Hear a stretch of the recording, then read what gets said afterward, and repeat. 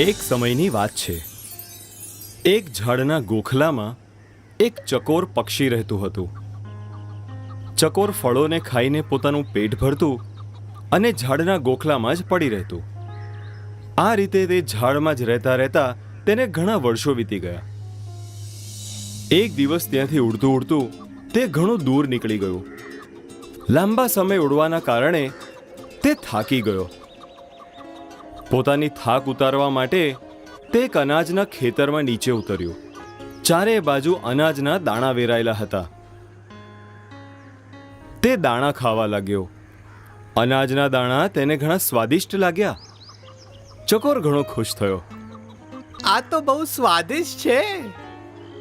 આ રીતના તે રોજ ખાતો પીતો અને ત્યાં જ સૂઈ જતો. ઘણા દિવસ વીતી ગયા. એક દિવસ તેને પોતાના ઘરની યાદ આવી. હવે મને મારા ઘરે જવું જોઈએ. એ જ સમયમાં એક સસલું ફરતા ફરતા પેલા ઝાડ પાસે આવ્યું, જેના ગોખલામાં પેલું ચકોર રહેતું હતું. ગોખલું ખાલી જોઈને સસલું તેમાં રહેવા લાગ્યું. જ્યારે ચકોર પાછું આવ્યું ત્યારે સસલાને પોતાના ગોખલામાં જોઈને ક્રોધિત થઈ ગયો. અરે ભાઈ, તમે કોણ છો અને મારા ઘરે શું કહી રહ્યા છો? તમારો ઘર? આ તો મારો ઘર છે ને હું જ આ ઘરનો માલિક છું. જુઓ ભાઈ, હું આ ઝાડમાં ઘણા વર્ષોથી રહું છું. તમે ચાહો તો આસપાસના પક્ષીઓ સાથે પૂછી શકો છો. આ ઘર મારું છે. મને કોઈને પણ પૂછવાની જરૂરત નથી. સાચી વાત તો આ છે કે જ્યારે હું અહીંયા આવ્યો ત્યારે જગ્યા ખાલી હતી. હું એમાં રહેવા લાગ્યો. હવે એ મારો છે. વાહ ભાઈ વાહ. કોઈ ઘર ખાલી પડ્યું હોય તો એનો મતલબ એ નથી ને કે એમાં કોઈ રહેતું જ નથી. છેલ્લી વાર કહી રહ્યો છું, મારું ઘર ખાલી કરી દે, નહીં તો. નહીં તો શું? આ ઘર મારો છે. તારે જે કરવું હોય કરી લે. સસલાની વાત સાંભળીને ચકોર ગભરાઈ ગયું. તે મદદ અને ન્યાય મેળવવા માટે બીજા જાનવરો પાસે ગયું. બધા જાનવરે દેખાડા માટે હા કર્યા કર્યું, પણ તેને મદદ કરવા માટે કોઈ જ ન આવ્યું. ત્યારે એક વૃદ્ધ હાથીએ કહ્યું, તમે બંને કોઈ જ્ઞાની ધ્યાનીને પંચ બનાવીને તમારા ઝઘડાનો રસ્તો કાઢો. એટલે તે એક હોશિયાર પંચની શોધ કરવા લાગ્યો. એક દિવસ તેને એક ઝાડની નીચે જપ અને તપ કરતી એક બિલાડી દેખાઈ. ત્યાં જ ઉછળતું કૂદતું સસલું પણ ત્યાં આવી ગયું. અરે, આ બિલાડી તો પહોંચેલી તપસ્વી લાગી રહી છે. ઈ જ હવે ફેસલો કરશે. નહીં નહીં, મને વિશ્વાસ નથી. જો આને મને પકડીને ખાઈ લીધું તો? મને તો એવું લાગે છે કે આ બિલાડી સાંસારિક મોહમાયા છોડીને તપસ્વી બની ગઈ છે. ત્યાં જ બિલાડીએ પોતાની આંખો ખોલી અને બંનેને જોઈને કહ્યું, શું વિચારી રહ્યા છો બાળકો? મારાથી ડરો નહીં. હવે હું સંત મહાત્મા બની ગઈ છું. બિલાડીના ગળામાં માળા અને માથા પર તિલક જોઈને ચકોર અને સસલાને થોડો વિશ્વાસ થયો, પણ પૂરેપૂરો વિશ્વાસ ન થયો.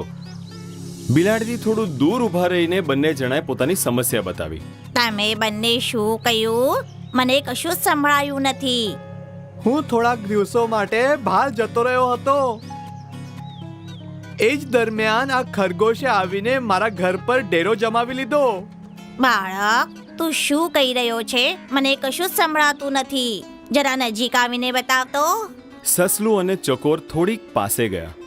માતા, અમે બંનેની વચ્ચે એક ઝઘડો છે. હું ચાહું છું કે તમે અમારો ફેસલો કરો. અરે બાળકો, તમે બંનેને ઝઘડવાની જરૂરત નથી. પ્રેમ અને શાંતિથી રહો. ખેર, હવે છોડો. બતાવો તમારો ઝઘડો શું છે? ચકોરે બોલવા માટે પોતાનું મોઢું ખોલ્યું. ત્યારે જ બિલાડી બોલી, અગર તમે ઝઘડાનો ફેસલો કરવાનો છે તો મારી પાસે આવો. કેમ કે જ્યાર સુધી મને તમારી વાત સમજમાં નહીં આવે તો હું ફેસલો કઈ રીતે કરીશ? હું હવે વૃદ્ધ થઈ ગઈ છું. મને સારી રીતે સંભળાતું નથી. તમે બંને મારી નજીક આવીને મારા કાનમાં જોર જોરથી તમારી વાત કહો, જેથી હું ઝઘડાનો કારણ જાણી શકું ને તમને ન્યાય આપી શકું. તેઓ બંને ભક્ત બિલાડીની એકદમ નજીક આવી ગયા કે જેથી બિલાડીના કાનમાં પોતપોતાની વાતો કહી શકે. બિલાડી આ જ મોકાની વાટ જોતી હતી. તેણે જોરથી મ્યાઉં કર્યું અને એક જ ઝાપટમાં સસલા અને ચકોરનું કામ તમામ કરી લીધું. પછી તે આરામથી બેસીને એ બંનેને ખાવા લાગી. હકીકત એ હતી કે આ બિલાડી આવા બેવકૂફ જીવોને ફસાવવા માટે જ ભક્તિનું નાટક કરતી હતી. શિક્ષા: બેના ઝઘડામાં ત્રીજાને ફાયદો થઈ જાય છે. અમારા યુટ્યુબ ચેનલને હમણાં સબસ્ક્રાઇબ કરશો. નવા વિડીયોઝ જોવા માટે બેલ આઇકોન જરૂર દબાવશો. તમે અમારા વિડીયોઝ ઉપર તમારા કમેન્ટ્સ જરૂર આપશો. વિડીયોઝને લાઈક કરીને તમારા મિત્રોને શેર જરૂર કરશો.